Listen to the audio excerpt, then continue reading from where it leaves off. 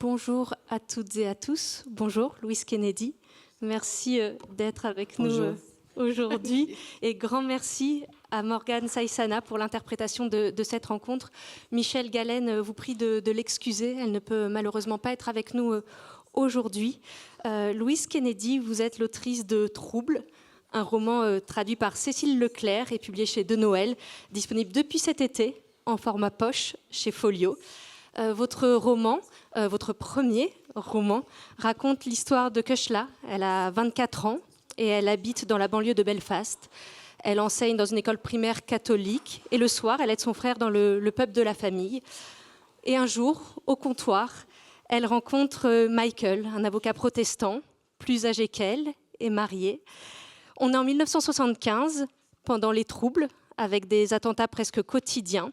On va parler évidemment de ce moment de l'histoire. On va parler de cette histoire entre Kushla et Michael et de tous les autres personnages extrêmement forts qui sont dans ce roman. Mais d'abord, j'avais envie de vous demander précisément quel était le point de départ. J'ai évoqué l'histoire d'amour, j'ai évoqué cette période des troubles. Qu'est-ce qui était au départ? L'histoire d'amour ou l'envie de parler de cette période? Okay, good question. No, it's okay. Hello? Okay. Thank you all for coming, and thank you to Blondine and the festival for having me. So I had been writing short stories for maybe 5 or 6 years, and I didn't really intend to write a novel until I got sick. I found out that I had melanoma, and I needed to have some surgery. So I knew that I had 3 months off work, and I spent 3 days in a chair watching Call My Agent, you know this? 10%? 10%. Yeah, and taking very strong painkillers. And then I decided I needed something more productive to do, so I decided to try to write a novel. Merci beaucoup pour votre invitation. Merci à Blandine et à toute l'équipe du festival. Alors, quand j'ai commencé à écrire le roman, ça faisait déjà 5 ou 6 ans que j'avais commencé à écrire des nouvelles. Mais l'impulsion vraiment pour écrire un roman ne m'est venue qu'au moment où j'ai appris que j'étais malade. En fait, on m'a diagnostiqué un mélanome malin. J'ai dû être opérée. Et donc, en fait, je savais que j'avais peut-être potentiellement plus beaucoup de temps devant moi. Et donc, quand j'ai appris que j'étais malade, je me suis un petit peu au début laissée aller. Pendant 3 jours, j'ai regardé cette série qui s'appelle Call My Agent, 10%, en prenant des antalgiques. Et je me suis dit, bon, en fait, c'est pas très productif. Peut-être que je devrais un petit peu me secouer et me mettre à écrire un roman tant que j'ai encore le temps. I didn't intend to write a Troubles novel. My short stories were probably pretty... Well, people said that they were dark. I didn't think so, but other people said that they were dark. So I didn't have a publisher. I didn't think anyone would ever read it. So that maybe gave me the freedom to try and attempt to write something that was kind of romantic, which was pretty out of character for me. J'avais pas du tout l'intention d'écrire à propos de la période des troubles, des troubles. Alors, je l'avais déjà fait un petit peu dans mes nouvelles. D'ailleurs, des lecteurs m'avaient dit qu'elles étaient assez sombres, ces nouvelles. Moi, j'avais pas l'impression que c'était le cas, mais les autres personnes me le disaient. Donc je me suis mise à écrire un format plus long, mais j'avais pas d'éditeur. Vraiment, j'étais persuadée que personne ne lirait ce que j'étais en train d'écrire, et ça m'a donné une certaine liberté. Et c'est peut-être là que le côté plus romantique la dimension plus romantique de l'ouvrage a émergé. Je posais cette question parce qu'effectivement, je vous ai entendu dire qu'il y avait à l'origine l'envie de raconter cette histoire d'amour, alors qu'évidemment, quand on lit votre roman, on sent que le contexte est tellement important et que c'est quelque chose qui vient vraiment de vous, qui est attaché aussi à votre vie, puisque vous êtes né à Belfast en 1967 et vous avez grandi dans sa banlieue de Belfast jusqu'à vos 12 ans. Précisément, choisir l'année 75 pour situer l'action de votre roman, une fois que vous aviez décidé de raconter cette histoire d'amour, ce n'était pas anodin. C'est un moment particulier dans votre vie, ces années 70. That's another good question. Yeah. I think at the time I thought that I just plucked 1975 from the air, but actually it was a very significant year in my childhood. So I was 8 years old in 1975. In my novel, the main character is called Kushla. She's a school teacher. She teaches a class of children who are 7 or 8 years old. So that's the age that I was. In 1975, I turned 8 in 1975. C'est encore une fois une très bonne question. Alors au début, j'avais l'impression que cette année 1975, elle était un petit peu tombée du ciel comme ça, ex nihilo, qu'il n'y avait pas vraiment de raison pour moi d'avoir choisi cette année. Et puis en fait, voilà, au fur et à mesure que l'histoire s'est déroulée, je me suis rendu compte qu'en fait, évidemment, cette année, elle avait été très marquante pour moi. Donc Kushla, la protagoniste, est enseignante, professeure des écoles, et elle enseigne auprès d'enfants qui ont 7 et 8 ans. Et c'est l'âge que moi j'avais précisément en 1975. Donc ça aurait très bien pu, ça aurait très bien pu être moi, ces enfants à qui elle enseigne. And also, in the book, Kushla is a teacher by day, and in the evening she helps out in her family's pub.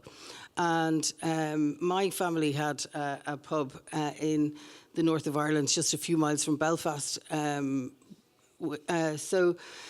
Things started to go wrong, I suppose, when the Troubles happened. We lived in an area that was, people like to say that it was mixed, but it wasn't mixed. It was 90% Protestant, and we belonged to the 10% Catholic community. So we were very exposed, I suppose, at the time. Alors, dans ce livre, la protagoniste, Kushla, est donc, comme je le disais, professeure des écoles. Ça, c'est ce qu'elle fait pendant la journée. Mais le soir, elle aide aussi au pub familial. Elle sert.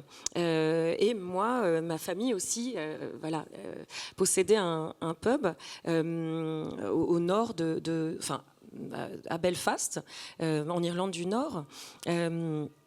Donc tout allait bien au début, et puis bien évidemment au moment où les troubles se sont déclenchés, les choses ont commencé à aller de mal en pis. Alors les gens de la banlieue où j'ai grandi aiment bien se raconter que voilà, c'était notre ville était, voilà, il y avait de la mixité sociale, etc. Mais en fait, c'est une chimère. C'est pas vrai. Il y avait 97% de protestants et nous, on faisait partie des moins de 10% restants qui étions catholiques. Et donc, on était très, très exposés à la violence et voilà, toutes sortes d'agressions. So there were various things that happened, sort of small incidents. I mean, one of them was quite big, I suppose. In 1971, my grandmother, who ran the pub, my grandfather had died. Actually, he was still alive then. He died maybe a couple of months later. But she was on her way to the bank to put the money from the pub into the bank when another bar in the town, a totally different one, someone had planted a bomb just inside the window, and she was very badly injured. It was reported as it was so badly injured that it was initially reported as a death. Alors, en 1971, en tout cas, il y a eu tout un tas, une série d'accidents plus ou moins graves qui nous sont arrivés là au cours des troubles. Mais il y en a un qui m'a vraiment beaucoup marqué, qui s'est produit en 1971.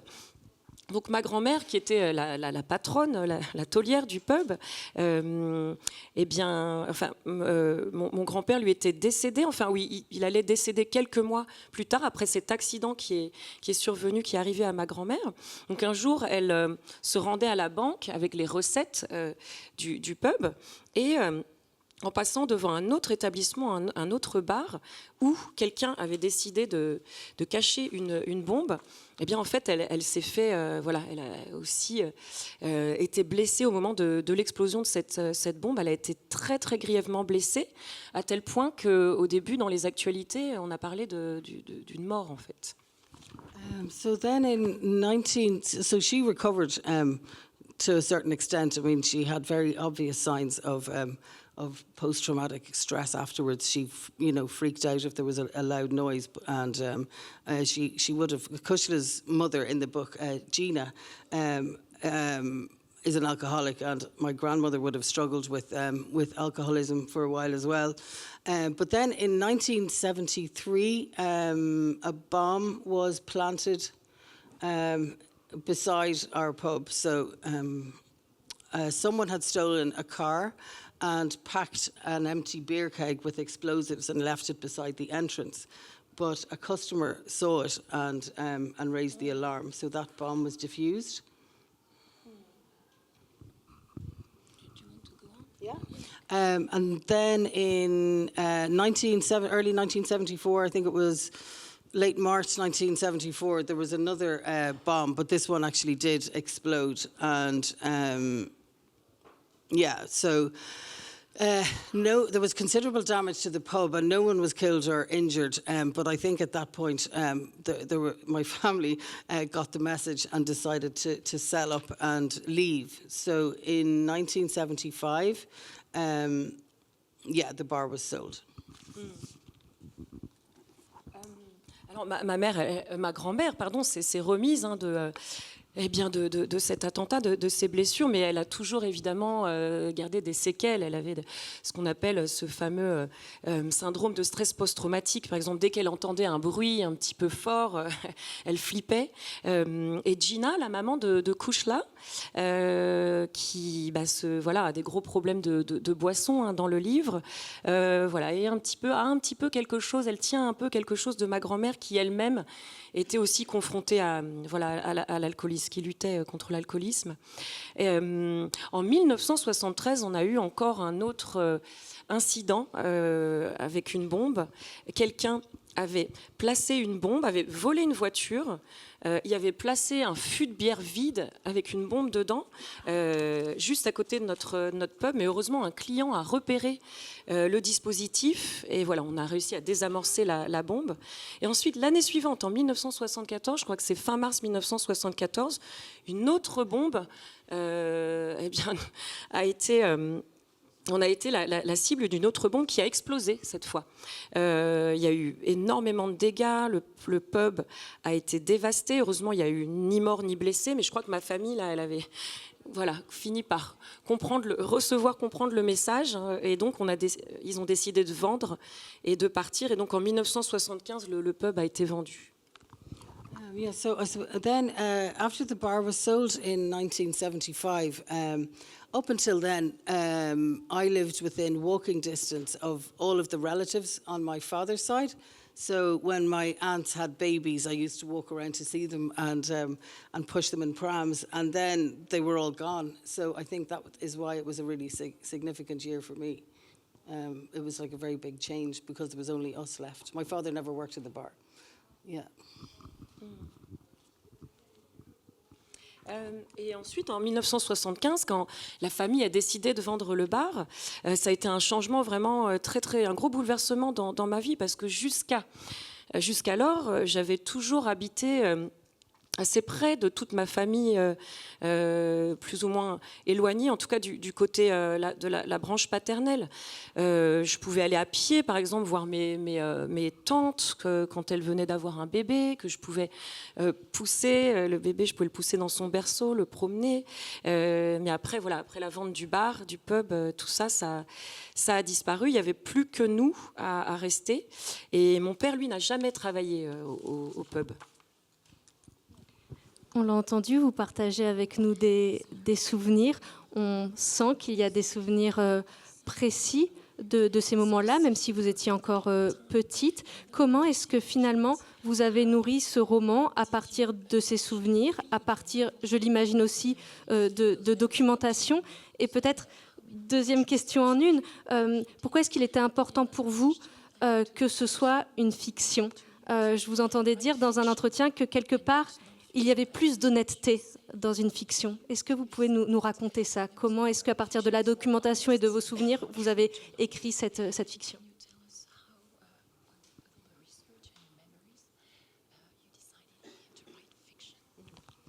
Yeah, so the first part, I suppose, is because my family eventually left we left in 1979 and moved south of the border.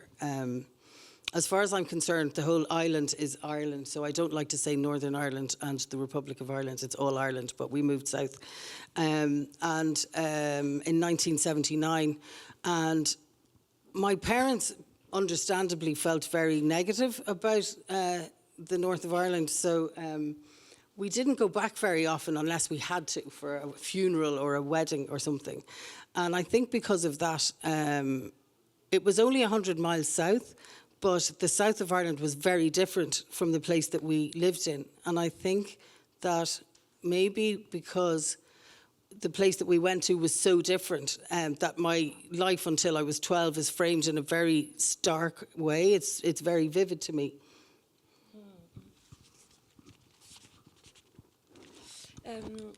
Alors pour répondre à la première partie de votre question, eh bien je crois que c'est pour ce qui concerne les souvenirs qui sont très forts, en fait, je crois que c'est parce que ma famille a fini par quitter en 1979 cette banlieue de Belfast où nous habitions pour s'installer au sud de la frontière. Alors pour moi, à titre personnel, l'île entière, Ulster ou Ayr, enfin pour moi c'est la même chose, c'est l'Irlande. Donc j'aime pas parler de l'Irlande du Nord et de la République d'Irlande, c'est pas comme ça, c'est pas en ces termes que je m'exprime moi. Et donc en 1979, eh bien voilà, on s'est installé dans ce qu'on appelle l'Irlande du Sud. Évidemment, mes parents, ils avaient une vision très très négative de l'Irlande du Nord et on y retournait donc pas très souvent. Après avoir déménagé, on retournait en Irlande du Nord que s'il y avait un mariage ou un enterrement. On n'a pas bougé très loin géographiquement. On n'était qu'à à peine 200 km au sud de la banlieue où j'ai grandi.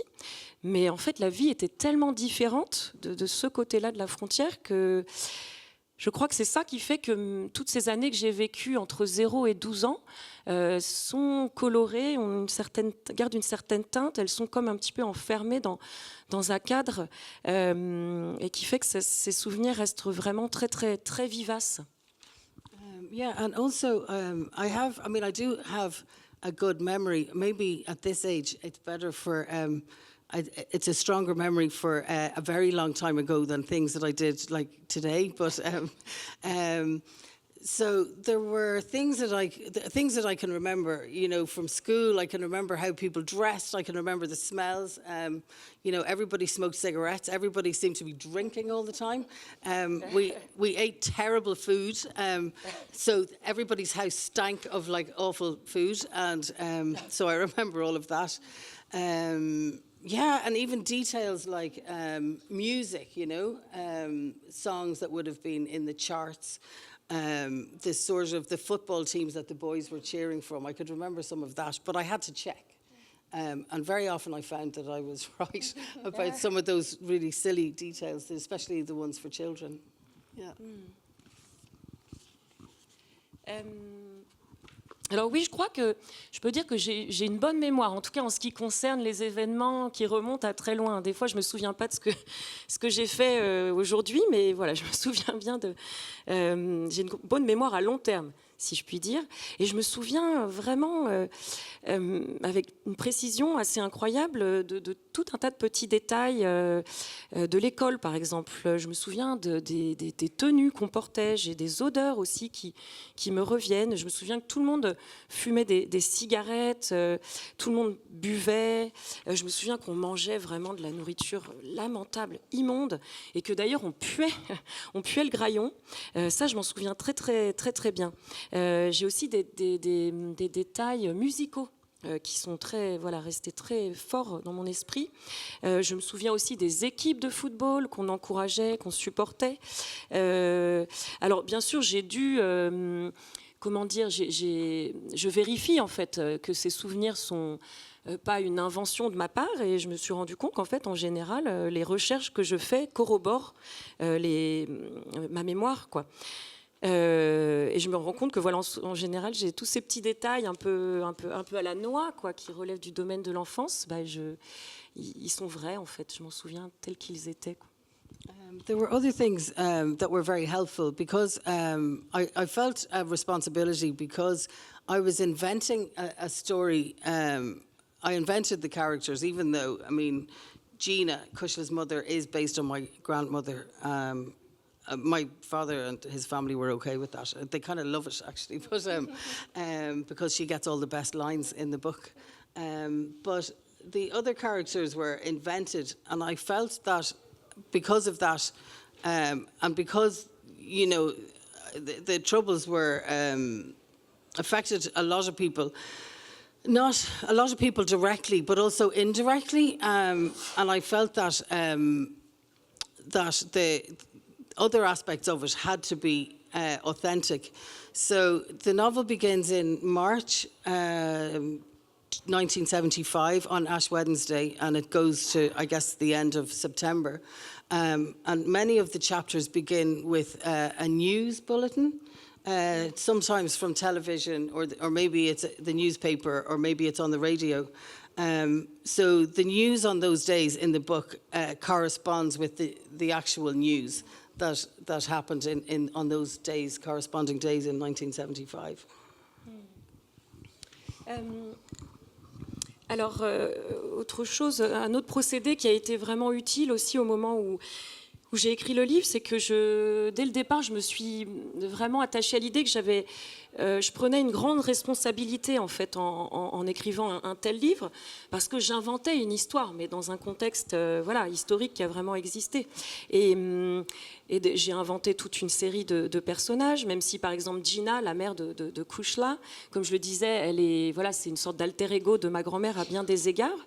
D'ailleurs, la famille de mon père, parce que c'est ma grand-mère paternelle, mon père et toute sa famille, ils aiment bien le personnage de Gina. Ils ont approuvé ce que j'en ai fait en brodant avec le personnage de ma grand-mère, parce qu'en fait, Gina, c'est souvent elle qui a les meilleures répliques dans le livre. Et les autres personnages, par contre, ils sont vraiment tous inventés de toutes pièces. Et comme vous le disiez, on est vraiment... Le roman se situe à cette période des Troubles, qui a vraiment affecté énormément de gens, dont les vies étaient complètement bouleversées par les événements, de manière directe ou indirecte. Eh bien, je me disais qu'il fallait que tous les autres aspects non historiques sonnent ou soient authentiques aussi. Donc le livre commence en mars 1975, le jour du mercredi des cendres, et il se finit fin septembre de la même année. Et chaque chapitre commence par un bulletin d'information, soit télévisuel, soit des informations tirées de la presse, ou même de bulletins radio. Et ce sont les vraies actualités de l'époque. Je suis allée rechercher vraiment ce qui s'est passé en 1975. So I think there were other things as well. So I was able to, there were a few resources that I could use. The University of Ulster has a very thorough resource that's available online where I could check what happened on each of the dates. And then I used things like YouTube just to get a sense of some other things. I did a lot of the writing in lockdown, so it wasn't possible for me to go to Belfast. And Belfast has changed very much since the 1970s. A huge road was cut right through the, just north of the city centre to separate the very troublesome parts of the city from the business district, I suppose. So I found some old maps online. Sometimes I would just go on Google Maps and drop myself onto the street and walk around. I also had some conversations with my family. Some of those weren't really very helpful because no one could agree on anything.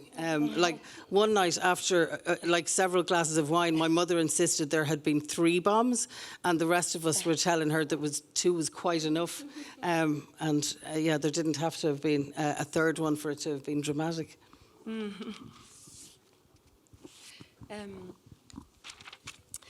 Alors oui, j'ai pu utiliser tout un certain nombre de ressources disponibles grâce à l'université d'Ulster, qui a énormément de ressources numériques. Et donc j'ai vraiment vérifié très méticuleusement toutes les dates qui sont annoncées, qui servent un petit peu de structure à mon roman. Je me suis aussi beaucoup servi de YouTube, parce qu'en fait l'écriture de ce roman, elle s'est faite... en grande partie pendant le confinement. Donc, je n'avais pas la possibilité de me rendre à Belfast pour aller vérifier voilà, que tel endroit se trouvait bien dans telle rue, par exemple. Et puis, en plus, Belfast a énormément changé depuis les années 1970. Donc, le Belfast de maintenant n'est plus le même qu'à l'époque. Il y a une énorme voie express qui a été construite pour séparer la ville comme une sorte de cordon un peu de sécurité entre le quartier des affaires et puis les quartiers où ça craint un petit peu plus. Et donc, je me suis servi de cartes qui dataient un peu, qui dataient de l'époque où se situe le roman. Sur Google Maps, par exemple. Voilà, je me suis rendue dans des rues virtuellement et je me suis promenée comme ça de manière virtuelle. J'ai aussi essayé d'avoir des conversations avec ma famille pour en savoir plus sur ce qui s'était passé à l'époque. Mais en fait, ça n'a pas été très concluant parce que personne n'arrivait à se mettre d'accord sur rien. Je me souviens que, par exemple, après quelques verres de vin, on discutait avec ma mère et mes sœurs. Et puis, il y en a une qui soutenait Mordicus, qu'il y avait eu 3 bombes ce jour-là, alors qu'en fait, il n'y en a eu que 2. On n'avait peut-être pas besoin d'en rajouter une 3e pour rendre les choses encore plus dramatiques qu'elles ne l'étaient.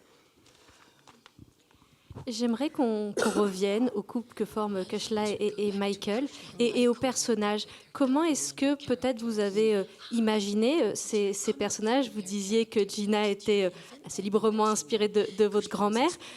Kushla est dans le roman un peu plus jeune que votre mère, mais je crois que vous avez pu vous inspirer quand même malgré tout de ce que vous perceviez de la vie de votre mère, de votre tante aussi qui habitait avec vous, en tout cas de ces femmes autour de vous. Comment est-ce que vous avez pensé ce personnage et cette rencontre avec Michael? I guess Kushla is an amalgam of all of the young women who were around me when I was growing up. So I don't know if it was a Belfast Catholic thing, but all of my, like my mother got married at 18, had me at 19. My aunts were all married very young, and then my father's youngest sister came to live with us for a while. So I think in some ways, Kushla is maybe a mixture of all of them. Kushla lives a very quiet life. She lives with her widowed mother, recently widowed, who's not coping very well with being alone. So most of the time she's just drinking gin and being a mess. And the men who drink in the bar where Kushla works are, they're a fairly tragic lot. So I suppose I think of Kushla at 24 as being maybe a little bored, but also waiting for something to happen.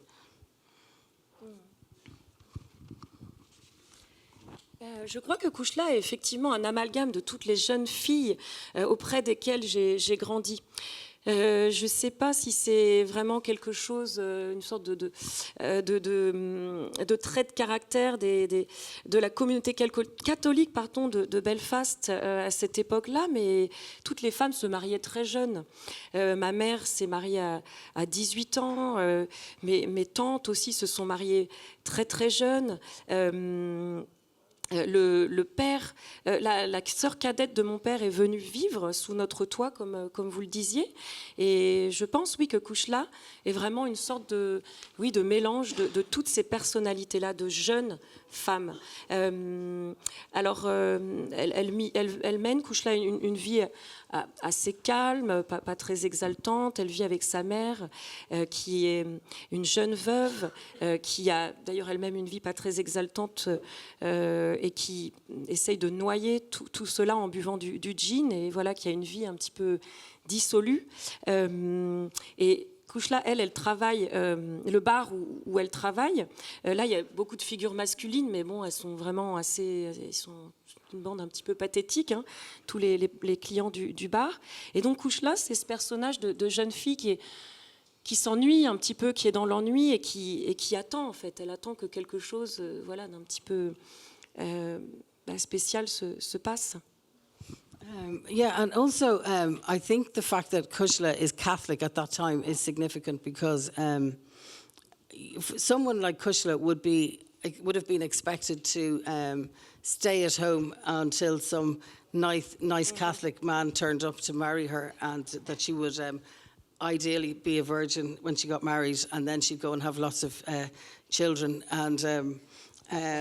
But at the same time, things had begun to change because one of the few good things that the British government gave to the north of Ireland was free university education in the 1960s. So there was a generation of young women then who were educated. They were aware that in the wider society that things had become more permissive, but yet they were still part of this very closed community, and especially closed because people tend to retreat very far into their own worlds in societies that are divided. So maybe I wanted to see what would happen if temptation was thrown in the way of somebody like that.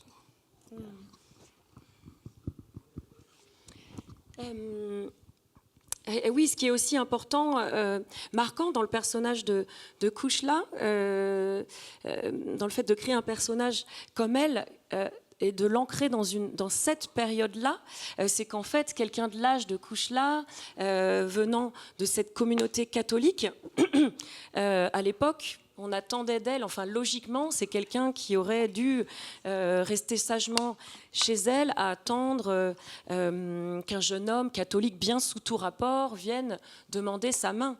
Et bien sûr, il aurait fallu qu'elle soit vierge au moment où lui, il arrive, et que, bien sûr, elle l'épouse, cet homme, et qu'ils vivent heureux en ayant beaucoup d'enfants.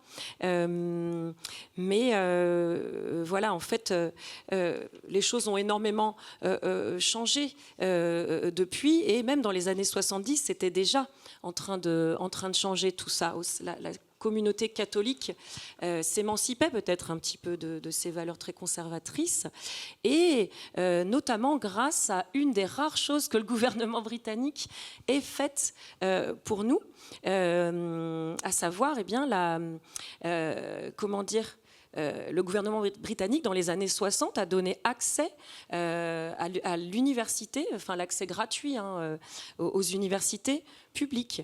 Et ça a créé toute une génération de jeunes femmes qui étaient éduquées et qui avaient donc conscience, en fait, que ailleurs dans le monde, sur un spectre plus large, eh bien, les gens, et les gens comme elle, les jeunes femmes, eh bien, avaient le droit de faire beaucoup plus de choses. La société était beaucoup plus permissive. Mais elle voyait aussi que elle vivait dans des communautés, des sociétés vraiment très, très dans le repli.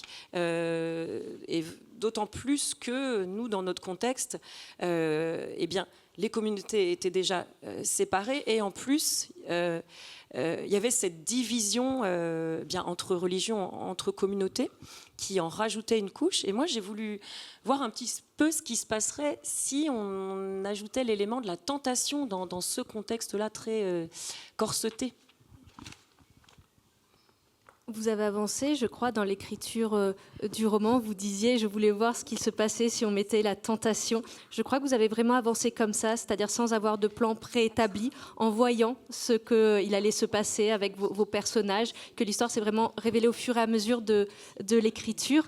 Est-ce que vous pouvez nous dire un mot peut-être de la façon dont, dans quel état est-ce que cela vous a mis de vous replonger dans ces années? Est-ce que ça a été difficile?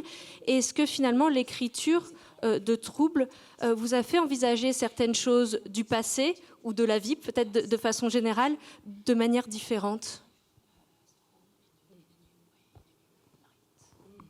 Yeah, so I didn't have a plan. I don't write with a plan because, well, I think if you know what you're going to write, then what's the point of writing it? I don't know.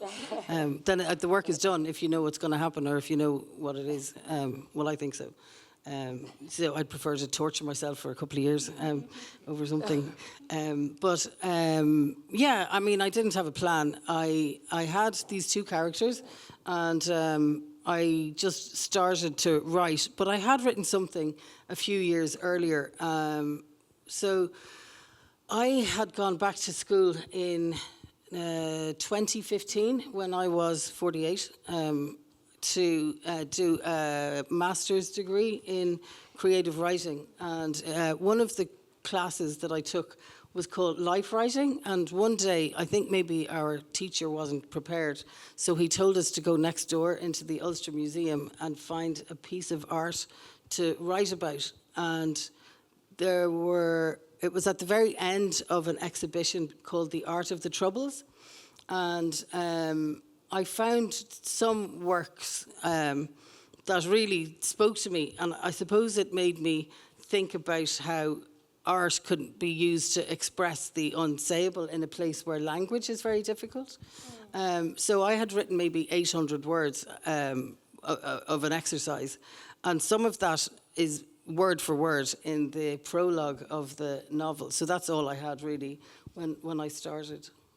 Yeah.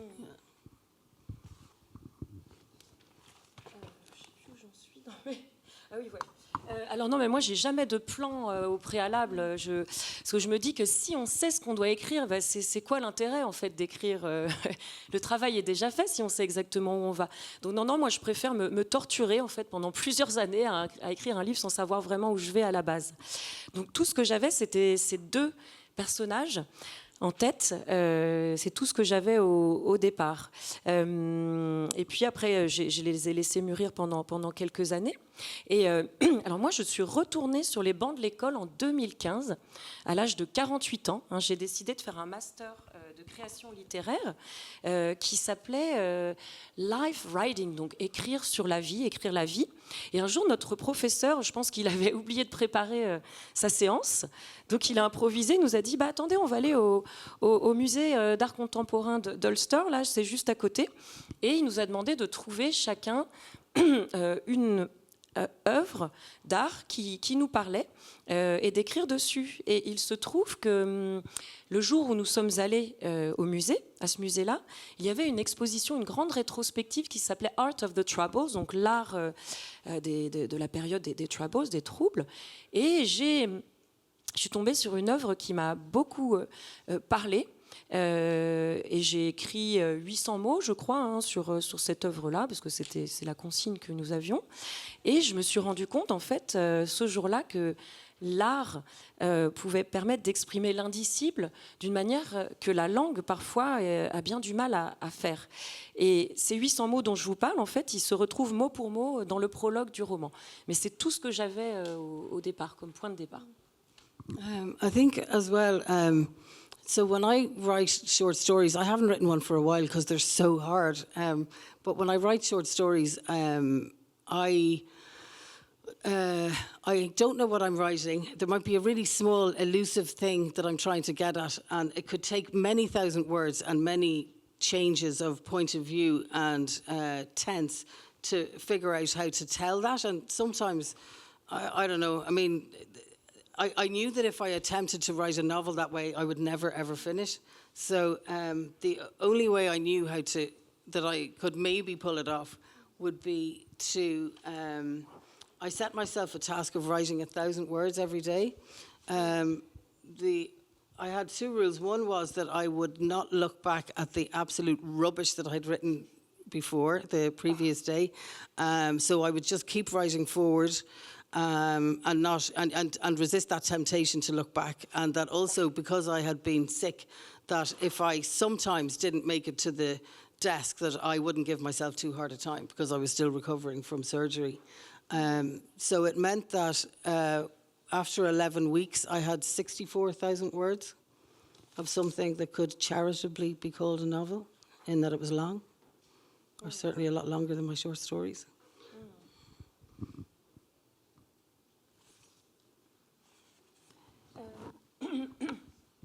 Alors quand j'ai écrit mes nouvelles, j'en écris plus d'ailleurs parce qu'en fait je trouve ça très très très très dur comme art, l'écriture de nouvelles, parce que justement comme moi je ne sais pas exactement où je vais et que je n'ai au départ qu'une petite chose, des petits éléments comme ça très allusifs ou très très évasifs, et parfois je commence avec ces petits éléments un peu nébuleux et j'écris des milliers et des milliers de mots à partir de cet élément-là et en fait je ne sais toujours pas où je vais.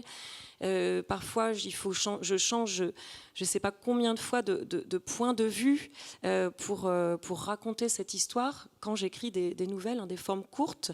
Voilà, il me faut vraiment du temps pour découvrir moi-même où je vais quand j'écris des nouvelles. Et donc je me suis dit que si je travaillais comme ça, si je gardais cette méthode-là pour écrire quelque chose de plus long, je finirais jamais, en fait, j'irais jamais au bout.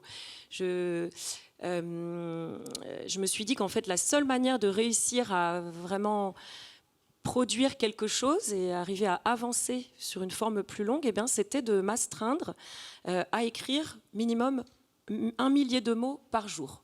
Et puis ensuite, j'ai 2 règles auxquelles j'ai essayé de me tenir, c'est de ne jamais lire les salades, enfin les gribouillis ou je sais pas, les scribouilleries que j'avais écrit la veille, pour pas me décourager, toujours continuer à aller de l'avant sans me relire, et résister à la tentation justement de revenir sur ce que j'avais fait la veille. Et puis deuxième règle aussi, c'est lié aussi à ma maladie, c'est de ne pas être trop sévère envers moi-même. Parce que quand j'ai commencé à écrire le roman, j'étais encore en phase de convalescence après l'opération. Et je me suis dit, voilà, s'il y a des jours où tu n'arrives pas à atteindre le bureau, c'est pas grave. Voilà, faut être un petit peu indulgent vers soi-même. Et au bout de 11 semaines, j'avais, je crois, 64 000 mots qui étaient écrits et bien, qui allaient vraiment quelque part. Et là, j'ai su que j'étais partie pour écrire un long format. But that was really I didn't think I was finished, but that was kind of the start of the work. That was only the start. I couldn't even bear to open the document. I was so terrified about how bad it was because I knew it was terrible. So by that stage, I had an agent and she knew that I was writing a novel, but I wouldn't let her see it. Because I think I was afraid she was going to drop me or something. So after around 6 months, I opened it and it was a worse mess than I had feared. It was really very terrible. The tense kept changing, the characters' names kept changing. In some cases, the religion was changing, which is a bit unfortunate because it's about a time and place when religion was very important. So the second draft took me maybe 6 months. It took about 6 months to finish, to fix all of the crazy problems with the first draft. And then after that, it probably went through another 7 drafts after that, full drafts. Yeah.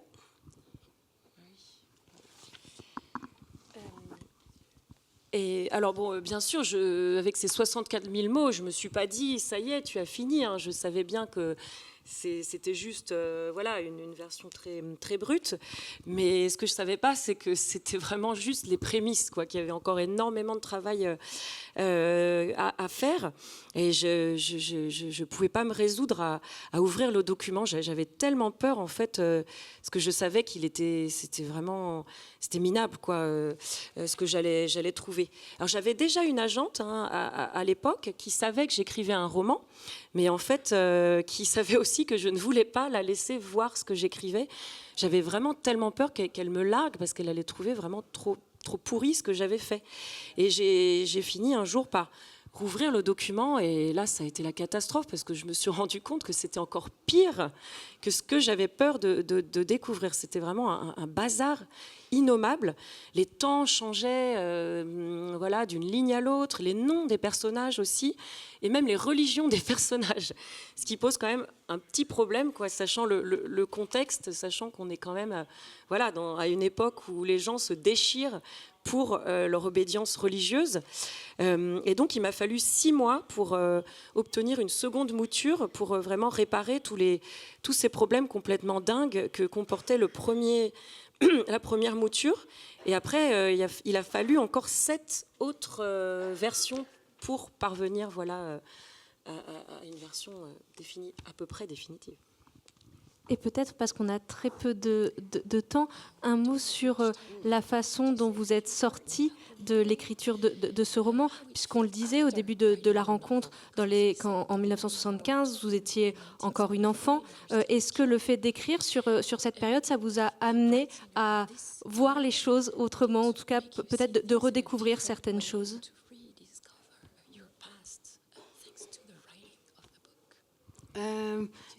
Yeah, I do. Yeah, I think that maybe having readers, well, I mean, I guess there was a lot of personal satisfaction in having finished a book because I didn't know if I could. So that was the first, I mean, I don't know. I mean, so I was proud of it that I had actually managed to finish a novel.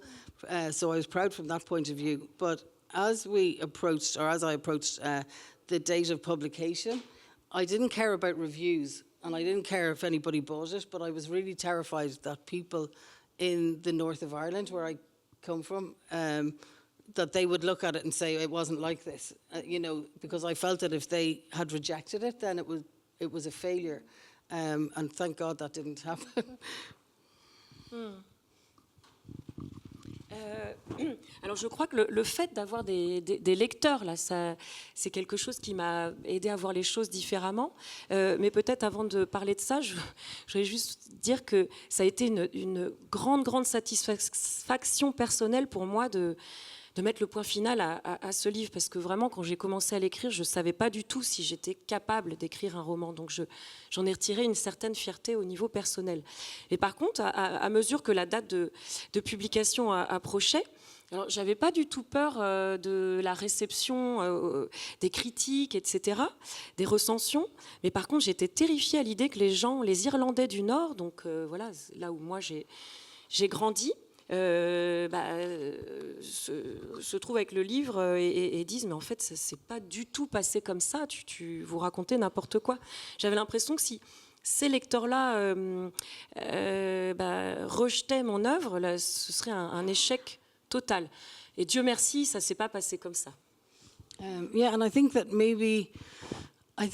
there were things that I understood as a child that I had never managed to verbalize. That I could see clearly when I'd finished that the conflict in the north of Ireland it's always presented as a religious conflict, but that's too simple. It's about identity. It's the British versus Irish identity. It's about Catholic versus Protestant, but I think above all it's about class, and I think that's what the whole world is about. It's about class. I don't think you can look at any of those things without considering class as well. Yeah. Et je crois qu'une chose que j'avais comprise, même voilà, en tant qu'enfant, mais que je n'arrivais pas à verbaliser, et quelque chose que voilà, l'écriture du livre m'a aidé à voir avec beaucoup plus de clarté, c'est la nature même du conflit qui a secoué l'Irlande du Nord. On le présente toujours comme un conflit religieux, mais c'est une vision trop simpliste des choses, c'est trop réducteur. C'est un conflit complètement identitaire. C'est les Britanniques contre les Irlandais, c'est les catholiques contre les protestants, certes, mais c'est surtout une histoire de classe, une lutte des classes. Et je crois que c'est la même chose partout dans le monde, en fait. Et on ne peut pas étudier cette période-là et n'importe quelle période de l'histoire sans avoir ce prisme des classes sociales à l'esprit. Il nous reste seulement quelques minutes. J'aimerais que vous nous disiez juste un mot avant que vous nous parliez de votre nouveau roman que vous êtes en train de terminer, mais juste nous dire un mot de la façon dont vous êtes entré en écriture, puisque vous parliez tout à l'heure de votre maîtrise en création littéraire. Vous avez rejoint un groupe d'écriture à 47 ans, un petit peu traîné jusqu'à ce groupe d'écriture, et pourtant, à partir de ce moment-là, vous n'avez plus jamais arrêté d'écrire. Qu'est-ce que l'écriture, à ce moment-là, a provoqué en vous, et comment est-ce que finalement c'est devenu une évidence? I was a chef. I cooked and ran kitchens, restaurants and things, and bars for about 30 years. So in 2014, my friend asked me to join a writing group, and I said no all day, and then she made me get into her car. This could be a very long story, but I won't make it long. So I didn't want to go back, and then I did go back. I don't know why I did. And I started to try to write a short story and realised that I didn't really want to do anything else. I didn't care if the house fell down or my children ran away. I just wanted to do this. So I don't know. Yeah.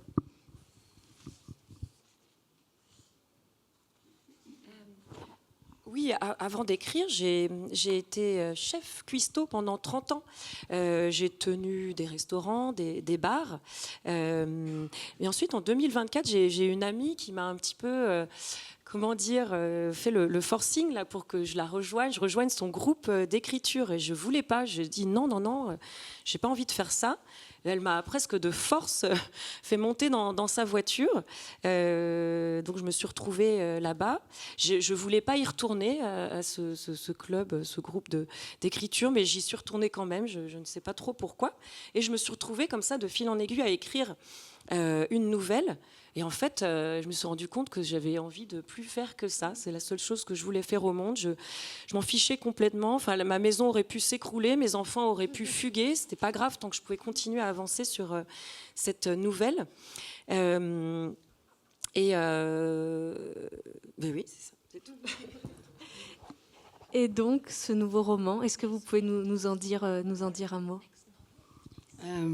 Yeah, I'm trying to. I think I'm like 4 or 5 chapters away from the end. So I came to Paris in August 2023 and got lots of work done. So I'm back for about 3 weeks to hopefully get it finished. So it is set in the south of Ireland in 1982, and then in London in 1984, 87, 89. And then it jumps forward to 2007. So it's about an Irish woman who goes back to London to try to find the friend she could have saved when they were younger.